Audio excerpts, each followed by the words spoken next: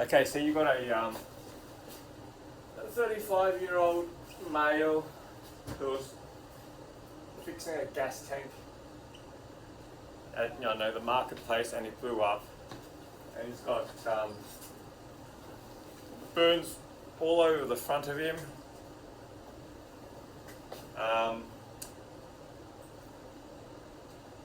What percentage of him is burnt? Yeah. All across the front. Yeah, all across the front of him. 50%. Yeah. That's a pretty good guess. So how much fluid does he need? Is he going to need fluid? How much fluid? Based on the Parkland's formula. You probably know it. I don't know. I usually go to Google. Do you know the Parkland formula? Mohammed, any guesses on the Parkland? It's a huge volume. It's a huge volume. Huge. 10 litres huge, 20 litres huge. Yeah, I think 6 to 7 litres. Okay, so 6 or 7 litres. So guesses from Mo reckons it's 6 to 7 litres. George? 12 litres, you reckon he needs. Florence? 100 litres. 13. Okay, so Parkland, and people still use it actually. 4 mils times weight times, probably should be weight, not mass, sorry. Times total body surface area burnt, and that's just the that doesn't include your maintenance. You still, like the femoral hernia example, you've got your estimated losses and your maintenance. This is just the estimated losses. And why are you going to lose fluid in a burn? Because you've lost your skin. Yep. So there'll be evaporative losses, and then what else? And have secretive losses as well, like along the burn, like if I have to use along the burn. Yeah, because all the proteins, all the albumin leaks out of the capillaries are leaky, all the protein leaks out of them, all the fluid follows the protein out, as well as the capillary permeability being totally, altered due to the injury and the evaporative losses. And he might have an inhalational burn as well, and there could be issues with that. So if we put that formula in, we've got 4 times, and let's say it weighs 80 kilos, 80 kg times 50%. What does that equal? Someone good at maths? 660. So 320 times 50 equals 0.0001. Looks like Florence is the closest. Florence has won. Okay, now how do you chart that, Florence? So we have to replace it quite quickly.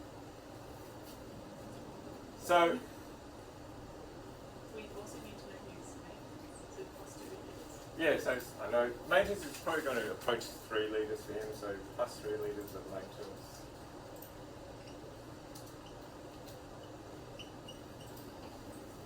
So how do you chart that? So we would need to give like quite a few boluses. Yeah. Are you going to spread it evenly over 24 hours? Are you going to do a bit earlier, do a bit later? A bit earlier. Any? Is he young guy? He probably bolus him later. Yeah. I was just getting on to, similar to George's principle with the femoral hernia. Get half of it in the first 8 hours and the second half in the next 8 hours. So you're going to try to get in 8 litres in the first 8 hours. Okay? And then maybe another 8 litres in the next 16 hours.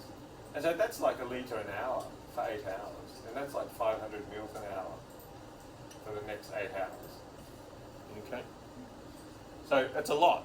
Yeah. And so I just want to put this in your head so that when you're writing like 8 bags of Hartmann's at a litre per hour, you're not going to think, maybe I've put an extra 0 here, maybe I've forgotten the Parkland formula wrongly, and maybe I've put an extra 0, and it shouldn't be 16 litres, it's probably 1.6 litres.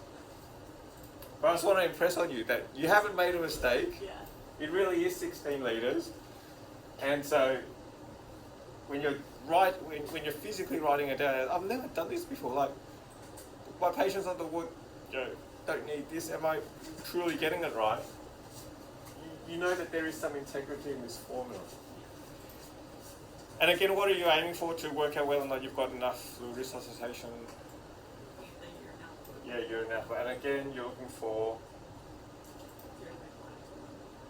0.5 to 1 mil per kilo per hour. Yeah, so for him would be 40 to